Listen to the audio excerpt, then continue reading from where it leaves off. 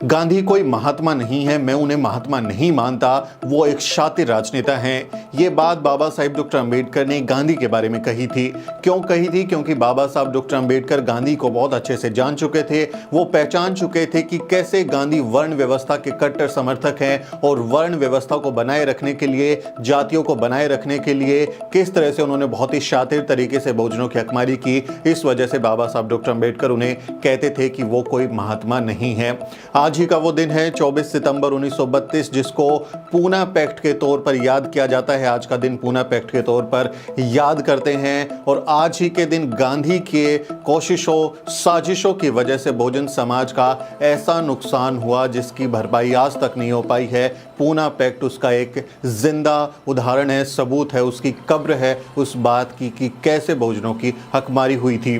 क्या है पूना पैक्ट? सबसे पहले ये समझिए और फिर मैं आपको बताऊंगा कि किस तरह से गांधी और बाबा साहब डॉक्टर अंबेडकर के बीच में वो टकराव था। अपने बहुजन समाज की हकमारी के खिलाफ बाबा साहब कैसे लामबंद थे और किस तरह से गांधी जो है वो वर्ण व्यवस्था को बनाए रखने के लिए उन्होंने अपनी जान की बाजी लगा दी थी। तो सबसे पहले आप पूना पैक्ट समझिए। दरअसल पूना पैक्ट में हुआ क्या था कि उससे पहले आपको याद होगा कि गोलमेज सम्मेलन हुए थे। पहला गोलमेज सम्मेलन और दूसरा गोलमेज सम्मेलन लंदन में हुआ था। बाबा साहब डॉक्टर अंबेडकर यहाँ से गए थे और पहली बार लंदन में अंग्रेजों के सामने उनकी राउंड टेबल पर बैठकर बहुजनों की, डिप्रेस क्लासेस की प्रतिनिधित्व करने के लिए कोई व्यक्ति वहाँ गया था। और अछूतों को उस समय, क्योंकि अछूती के अनटचेबल्स के तौर पर पहचान थी, तो उनकी नुमाइंदगी पहली बार हुई थी। और वहाँ पर बाबा साहब डॉक्टर अंबेडकर ने अंग्रेज़ों को बताया, उस समय जो ब्रिटिश प्रधानमंत्री थे रैमसे मैकडोनाल्ड, उनको और उनकी बाकी टीम को बताया कि किस तरह से भारत में जातियों के आधार पर समाज बटा हुआ है और जो सबसे निचला तबका है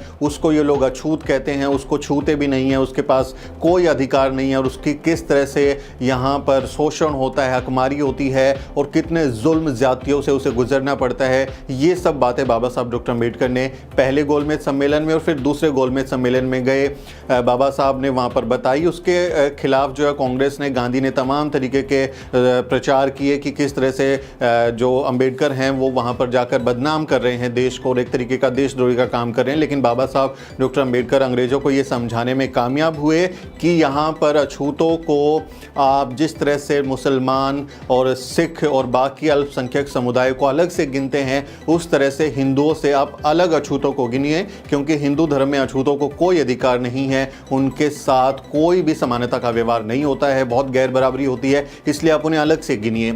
और इस बात को जब ब्रिटिश प्रधानमंत्री रैमसे मैकडोनाल्ड मान गए, उनकी टीम मान गई, तो फिर 16 अगस्त 1932 को कम्युनल अवार्ड की घोषणा हुई, जिसे आप कम्युनल अवार्ड जानते हैं, जिसमें यह कहा गया कि सिखों की तरह और मुसलमानों की तरह अलग से अछूत समुदाय को अल्पसंख्यक समुदाय की तरह माना जाएगा, यानी उन्हें हिंदू धर्म का अंग नहीं माना जाएगा और उनसे अलग एक समुदाय के तौर पर, माइनॉरिटी ग्रुप के तौर पर उन्हें ट्रीट किया जाएगा और उन्हें कुछ खास तरीके के अधिकार दिए जाएंगे।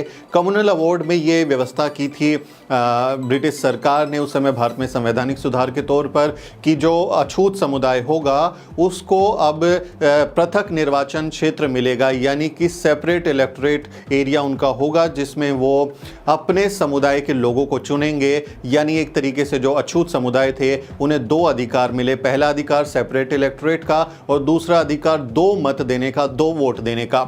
इसको मैं आसान भाषा में आपको समझाता हूं कि ये है क्या। दरअसल ये था कि जैसे जो विधानसभा क्षेत्र आज के दिन आप देखते हैं या फिर लोकसभा क्षेत्र आप देखते हैं, तो कम्युनल अवार्ड में ये व्यवस्था की गई कि जो अछूत समुदाय हैं उनकी विधानसभा क्षेत्रों में, उनके लोकसभा क्षेत्रों में, उस एरिया में ये व्यवस्था होगी कि जो अनुसूचित जाति, अनुसूचित जनजाति समुदाय का व्यक्ति होगा वही उम्मीदवार हो सकता है, बाकी कोई उम्मीदवार नहीं होगा। और उस उम्मीदवार को वोट देने का अधिकार सिर्फ और सिर्फ अनुसूचित जाति और जनजाति के लोगों का होगा, जिन्हें आमतौर पर अछूत, अनटचेबल्स उस समय कहा जाता था, डिप्रेस क्लासेस कहा जाता था। तो यानी हमारा ही आदमी चुनाव लड़ेगा और हम ही उसको वोट करेंगे और हम उसको चुनेंगे और फिर वो आदमी हमारे लिए काम करेगा। ये एक मॉडल तरीके की व्यवस्था का बाबा साहब डॉक्टर अंबेडकर ने अंग्रेज़ों के सामने मांग रखी थी, जिसे उन्होंने स्वीकार कर लिया गया था। और उसके बाद ये अधिकार ये भी था कि जब ये हम अपने एरिया के लिए चुनेंगे खास व्यक्ति को, लेकिन लेकिन उस एरिया में जो दूसरा जनरल कैटेगरी से या सामान्य सीट पर जो व्यक्ति होगा उसे भी हम वोट देंगे, हम उसको भी अपना वोट देके चुनने का काम करेंगे। यानी एक हम अपना व्यक्ति चुनेंगे और एक सामान्य व्यक्ति चुनेंगे जो पूरे उसके लिए काम करेगा। लेकिन इसमें खास बात ये थी कि जिस व्यक्ति को अनुसूचित जनजाति या अनुसूचित जाति के लोग चुनते उन्हीं का वो व्यक्ति होना था, वो किसी दूसरी जाति का या व्यक्ति नहीं हो सकता था। तो इससे ये माना गया कि वो चूंकि हमारा व्यक्ति है, हम ही उसको वोट दे रहे हैं, तो वो हमारे लिए काम करेगा और हमारे लिए वो डेडिकेटेड होगा, वो चमचागिरी नहीं करेगा और किसी राजनीतिक पार्टी का चमचा बनकर नहीं रह जाएगा। ये बहुत ही बड़ी बात थी और अछूतों को अल्पसंख्यक समुदाय की तरह अलग से ट्रीट किया गया। ये बात हमें कम्युनल अवार्ड में ब्रिटिश सरकार की तरफ से हमें दी गई थी। बहुत बड़ी घटना थी ये भारत के संदर्भ में, भारत के इतिहास में। लेकिन इसके खिलाफ जो गांधी हैं उन्होंने वहाँ पे सेकंड गोलमेज सम्मेलन में भी वहाँ पर उन्होंने इसकी मुखालफत की कि नहीं, आप इनको अलग से ट्रीट नहीं कर सकते। और फिर भारत में आए वो, उन्होंने यहाँ पर भी दबाव बनाने की कोशिश की। लेकिन जब ये अवार्ड की घोषणा हो गई तो फिर उनको ब्रिटिश सरकार के साथ उन्होंने कई पत्र लिखे, लेकिन उनकी बात नहीं मानी गई और ये कहा गया कि आपकी बात जायज़ नहीं है। डॉक्टर अम्बेडकर जो लॉजिक दे रहे हैं, जो उनकी बातें हैं, जो उनके तथ्य हैं, उनमें दम है और इस लिहाज से इनको अलग से ट्रीटमेंट मिलेगा। इसके खिलाफ जो गांधी हैं वो 20 सितंबर 1932 को पुणे की यरवदा जेल में जो हैं वो अनशन पर बैठ गए, आमरण अनशन पर बैठ गए और उन्होंने कहा कि यदि अछूतों को हिंदू धर्म से अलग काउंट किया जाएगा और उनको सेपरेट इलेक्टोरेट का अधिकार दिया जाएगा तो मैं अपनी जान दे दूंगा। ये गांधी ने उस समय किया था 20 सितंबर 1932 को यरवदा जेल में। और मज़ेदार बात आप देखिए, गांधी ने अंग्रेज़ों को भगाने के लिए कि अंग्रेज़ यहाँ से चले जाएं, उसके लिए कभी आमरण अनशन नहीं किया। इतिहास की किताबें खंगालिए, गूगल कीजिए, गांधी ने अलग अलग मौक़ों पर अनशन किए, लेकिन कभी इस बात को लेके अनशन नहीं किया कि अंग्रेज़ यहाँ से जब तक नहीं जाएंगे मैं फास्ट अनटू डेथ यानी आमरण अनशन पर बैठ जाऊँगा और जब वो जाएंगे तभी मैं अनशन तोड़ूंगा। ऐसा गांधी ने कभी नहीं किया। लेकिन बहुजन समाज के जो उनको हक मिले थे, जो अधिकार मिले थे, जिससे उनका भविष्य सुनहरा हो सकता था, जिससे उनका भविष्य शानदार हो सकता था, उसके खिलाफ जो गांधी हैं वो धरने पर बैठ गए, आमरण अनशन पर बैठ गए यरवदा जेल में। और उसके बाद जो हुआ वो फिर हम इतिहास की किताबों में खंगाल सकते हैं। बाबा साहब डॉक्टर अम्बेडकर ने बहुत मशक्क़त की थी, बहुत मेहनत की थी ये कम्युनल अवार्ड हासिल करने में। जब गांधी आमरण अनशन पर बैठ गए तो उस समय पूरे देश में खलबली मच गई, क्योंकि गांधी जो हैं वो उस समय देश में एक बड़े नेता के तौर पर स्वीकार कर लिए गए थे। आज़ादी के नायक के तौर पर उन्हें प्रचारित किया गया था कांग्रेस से और कांग्रेस की मीडिया की तरफ से। तो जब वो आमरण अनशन पर बैठे, उनकी जान पर बनाई, तो बाबा साहब डॉक्टर अम्बेडकर के खिलाफ माहौल बनाने की साजिशें होने लगी। तरह तरह के अखबारों में लेख लिखे गए, गोष्ठियाँ हुई, धरने प्रदर्शन हुए, रैलियाँ निकाली गई और बाबा साहब डॉक्टर अम्बेडकर पर दबाव डाला गया कि यदि गांधी को कुछ हो गया, आपने मांग नहीं मानी और गांधी अगर उनकी मौत हो जाती है तो हम आपके साथ ऐसा सलूक करेंगे जो आपने सोचा नहीं होगा। और बाबा साहब डॉक्टर अम्बेडकर को खुलेआम धमकियां दी गई और उन्हें ये तक कहा गया कि यदि गांधी के साथ कुछ होता है तो फिर आपका जो अनुसूचित जाति जनजाति समाज पिछड़ा वर्ग है, जो जिसको डिप्रेस्ड क्लास बाबा साहब संबोधित करते थे, उसको हम आग लगा देंगे, दंगे कर देंगे और उनकी बहुत दुर्गति करेंगे। इस तरह की धमकियां खुलेआम बाबा साहब डॉक्टर अम्बेडकर को दी गई। और साथ ही जो कांग्रेस के दूसरे नेता थे उन्होंने बाबा साहब से मिलकर भी उन पर दबाव डाला। आपको याद होगा एक तस्वीर काफ़ी आजकल चलती है, कस्तूरबा गांधी बाबा साहब डॉक्टर अम्बेडकर के सामने ऐसे झोली फैलाकर खड़ी हो गई थी। कस्तूरबा गांधी ने हाथ जोड़कर झोली फैलाकर बाबा साहब से भीख मांगी कि मुझे मेरे सुहाग की भीख दे दीजिए, मेरा सुहाग बना रहे वरना मैं विधवा हो जाऊंगी। अगर गांधी मर गए तो आप मुझे मेरे सुहाग की भीख दे दीजिए। और बाबा साहब डॉक्टर अम्बेडकर पर इतना ज़्यादा प्रेशर क्रिएट किया गया, इतनी ज़्यादा उन पर दबाव डाला गया, धमकियाँ दी गई। और बाबा साहब इस बात को जानते थे कि यदि गांधी को कुछ हुआ तो फिर इस देश में जो सवर्ण जातिवादी लोग हैं वो फिर बहुजन समाज के साथ बहुत बुरा सलूक करेंगे, बहुत सारी हिंसा हो सकती है, बहुत सारे लोगों की जान जा सकती है। इसलिए बाबा साहब मजबूरी में एकदम मजबूर रोते हुए 24 सितंबर 1932 को आप बाबा साहब जो हैं वो यरवदा जेल गए और गांधी के सामने उन्होंने बैठ के कहा कि आप ठीक नहीं कर रहे हैं मेरे समाज के लोगों के लिए, मैंने इतनी मेहनत की है लेकिन आप नहीं मान रहे हैं। और गांधी ने ये बात कही कि मैं मर जाऊंगा लेकिन मैं ये नहीं चाहूँगा कि जो अछूत हैं उनको हिंदू धर्म से अलग काउंट किया जाए और उनको सेपरेट इलेक्टोरेट का अधिकार मिले। मजबूरी में बाबा साहब ने रोते हुए, उनकी आंखों से आंसू निकल रहे थे, उन्होंने पूना पैक्ट पर साइन किए और तब ये गांधी ने आमरण अनशन छोड़ा। यानी एक तरीके से बाबा साहब डॉक्टर अंबेडकर ने गांधी को जीवन दान दिया। हम बाबा साहब को इस तौर पर भी याद कर सकते हैं कि उन्होंने, बाबा साहब ने गांधी को जीवन दान दिया, वो उनके जीवन रक्षक बने और उन्हें ज़िंदा रहने का जो है अधिकार बाबा साहब ने एक तरीके से पूना पैक्ट पर साइन करके दे दिया। लेकिन इसके एवज में बाबा साहब ने कहा कि मैं आपकी बात मान रहा हूँ लेकिन मेरे समाज के लोगों को आप जो है रिजर्वेशन दीजिए, क्योंकि मुझे मालूम है कि जब आपके हाथ में सत्ता होगी, आपके लोगों के हाथ में सत्ता होगी तो हमारी वही गुलामी का दौर शुरू हो जाएगा जो पहले से चलता हुआ आ रहा था, लेकिन आप हमें कोई अधिकार नहीं देंगे। पूना पैक्ट में इसके एवज में बाबा साहब ने संवैधानिक आरक्षण की बात की और गांधी ने उसमें फिर मजबूर होके और दबाव बाबा साहब की तरफ से भी बनाया गया कि वरना मैं साइन नहीं करूंगा। तो फिर रिजर्वेशन के प्रावधान की बात हुई और ये कहा गया कि हम विधायिका में, शिक्षा में जो है रिजर्वेशन जो है बहुजन समाज के अनुसूचित जाति और अनुसूचित जनजाति लोगों को मिलेगा। तो ये बात की रिजर्वेशन जो है वो अचानक से कहीं से आ गया, वो नहीं था। इतनी बड़ी कीमत बहुजन समाज ने चुकाई थी रिजर्वेशन के बदले में पूना पैक्ट के जरिए। तो रिजर्वेशन इस तरीके से बाबा साहब ने हमें संवैधानिक गारंटी के तौर पे दिया और जब बाद में उन्होंने संविधान लिखा तो उसमें इसका प्रावधान भी किया, क्योंकि उन्होंने इसी आधार पर पूना पैक्ट पर साइन किए थे। तो ये एक बहुत ही बड़ी घटना के तौर पर हम इसको याद करते हैं पूना पैक्ट पर। और बाबा साहब बार बार कहते हैं कि वो गांधी को महात्मा नहीं मानते, क्योंकि गांधी को आप जब ये कहते हैं कि वो अहिंसक थे, वो अहिंसावादी थे, वो हिंसा नहीं करते थे, तो अब आप सोचिए कि जो उन्होंने काम किया हमारे बहुजन समाज की भावनाओं को कितनी ज़्यादा ठेस पहुंची, बाबा साहब कितनी पीड़ा में रहे होंगे, उनका मन कितना दुखी होगा। तो क्या हिंसा सिर्फ शारीरिक हमला ही है? क्या हिंसा मानसिक हमला नहीं है? मानसिक पीड़ा देना किसी को हिंसा नहीं है? आज आप देखिए मेंटल हैरेसमेंट, मेंटल टॉर्चर, ऐसे शब्द जो हैं इस्तेमाल होते हैं और उसको एक तरीके का अपराध माना जाता है। आप लोग किसी के साथ ऐसा करते हैं तो पुलिस में शिकायत दर्ज कराई जा सकती है कि इसने मुझे मेंटली हैरेस किया, मेंटल टॉर्चर किया। आज अपराध है, एक तरीके की हिंसा उसको दुनिया भर में माना जाता है कि वो मेंटल वायलेंस है। आप जो है उसको साइकोलॉजिकल प्रेशर डाल के उसके साथ वायलेंस ही कर रहे हैं।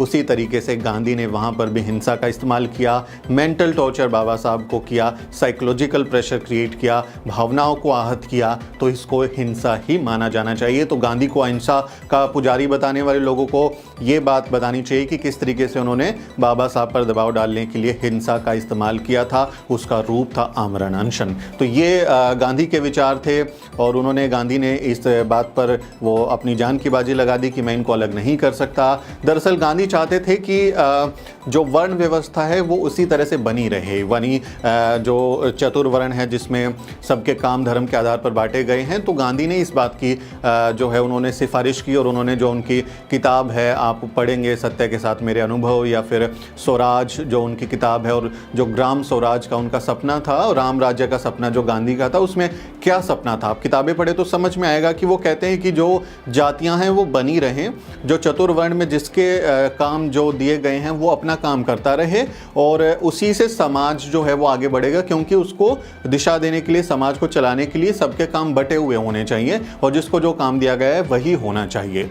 ये गांधी की मानना था। वो कहते थे कि जातियों में जो भेदभाव है वो खत्म हो जाइए, आप उनके साथ ऊंच नीच ना करें, उनके साथ टॉर्चर ना करें। इसलिए वो बार बार हरिजन बस्तियों में जो शब्द वो लेके आए थे कि हरिजन है, वहाँ जाकर उनको जाकर वहाँ पे वो दिखावा करते थे। और बाबा साहब कहते थे कि भाई ये लोग जातिवादी नहीं है, आपके लोग जातिवादी हैं, अपने घर जाइए, उनको लोगों को समझाइए कि आपको किस तरह से समानता की पाठ सीखने की ज़रूरत है। गांधी ऐसा चाहते थे। बाबा साहब कहते थे कि मैं जातियों के खात्मे की बात करता हूँ, मैं जातियों के उन्मूलन की बात करता हूँ, हम एनिहिलेशन ऑफ कास्ट की बात करते हैं, हम जातियों को बनाए रखने की बात नहीं करते। और बाबा साहब बार बार ये कहते थे कि भाई आप कैसे समाज को 4 वर्णों में बांट सकते हैं कि ये पढ़ेगा, ये लड़ेगा और ये व्यापार करेगा और ये सेवा करेगा। सेवा का जो पूरा का पूरा दायित्व है वो शूद्र समाज पर क्यों हो, बाकी के लोग ऐसा काम क्यों ना करें। और किस तरह से आप जन्म के आधार पर तय कर लेंगे, क्योंकि किसी व्यक्ति में अगर 2 से ज़्यादा गुण हुए तो वो लड़ भी सकता है, पढ़ भी सकता है, तो आप तो उसे पढ़ने नहीं देंगे, आप बोलेंगे नहीं तुम लड़ाई करो।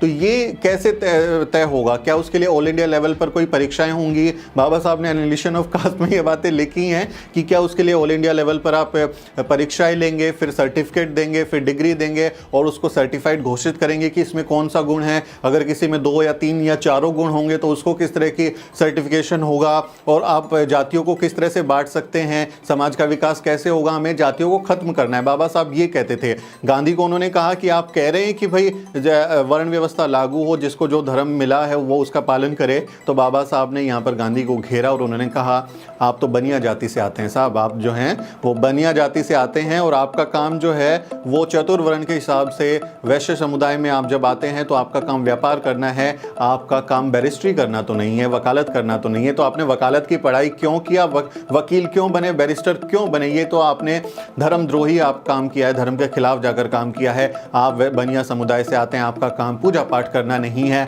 आपका काम आध्यात्मिक धार्मिक काम करना नहीं है। तो फिर हे राम का सत्संग क्यों करते हैं? बार बार आप जो ये हे राम और जो ये हिंदू संस्कृति के ये पूजा पाठ ये काम करते हैं, ये क्यों करते हैं? ये तो ब्राह्मण धर्म का वर्ग का काम है। तो आपने यहाँ पर भी धर्मद्रोही काम किया है, आपने धर्म के खिलाफ जाकर काम किया है। तो आप जो बात कह रहे हैं कि धर्म के हिसाब से, चतुर्वर्ण के हिसाब से आपको अपने काम का पालन करना चाहिए, तो आपने खुद क्यों नहीं किया? बाबा साहब ने गांधी से ये सवाल किया कि आपने खुद ये बात को एप्लीकेबल क्यों नहीं किया, खुद के आचरण में क्यों नहीं लेके आए? तो आपकी करनी और कथनी में बहुत ज़्यादा फर्क है। और बाबा साहब ने इन्हीं बातों पर घेरा और ये कहा कि मैं गांधी को कभी महात्मा नहीं मानता, वो महात्मा नहीं है बल्कि एक शातिर राजनेता हैं।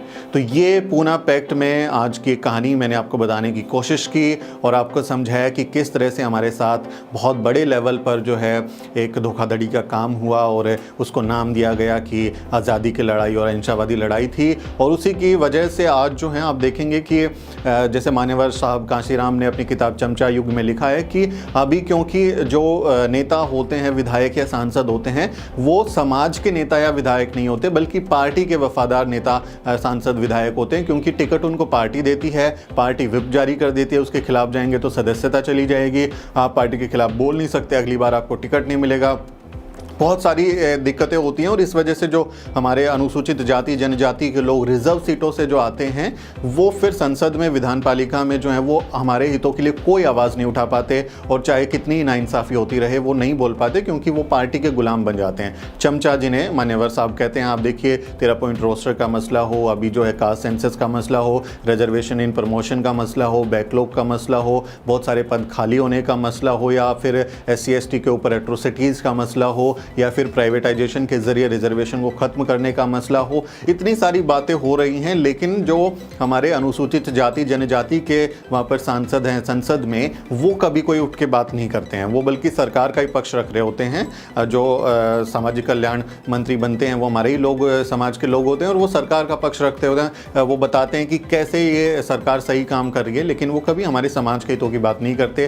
क्यों नहीं करते? क्योंकि वो पार्टी के गुलाम हैं, मान्यवर साहब की भाषा में चमचा है। अगर हमें सेपरेट इलेक्टोरेट का अधिकार मिला होता, अगर हमें 2 वोट का अधिकार मिला होता और हमें अल्पसंख्यक समुदाय की तरह अलग से ट्रीटमेंट मिला होता, तो आज हमारे अपने लोग जो हैं वो विधान पालिका में होते और हमारे लोगों की स्थिति इतनी दुर्गम, इतनी विकट, इतनी खराब स्थिति नहीं होती जो आज है। तो ये सब हो रहा है गांधी की वजह से। ये वीडियो आपको कैसा लगा? अच्छा लगा हो तो इसे लाइक और शेयर ज़रूर करें, अपनी राय कमेंट में बताएं और हमारे चैनल को ज़रूर सब्सक्राइब करें। साथियों, हमें आपकी ज़रूरत है, आप हमारी ताकत हैं, हमारी ताकत बढ़ाएं, सब्सक्राइब करें। और हमें कुछ आर्थिक मदद करना चाहते हैं तो आप डिस्क्रिप्शन बॉक्स देखें, हमारी मेंबरशिप लें और हमें सहयोग दें ताकि हम इस तरह का काम जो है वो लगातार आपके साथ करते रहें। साथियों, मेरा नाम सुमित चौहान है और इस वीडियो को बनाने में मेरी मदद कर रही है मेरी सहयोगी असरा परवीन। अगले वीडियो में मिलते हैं साथियों।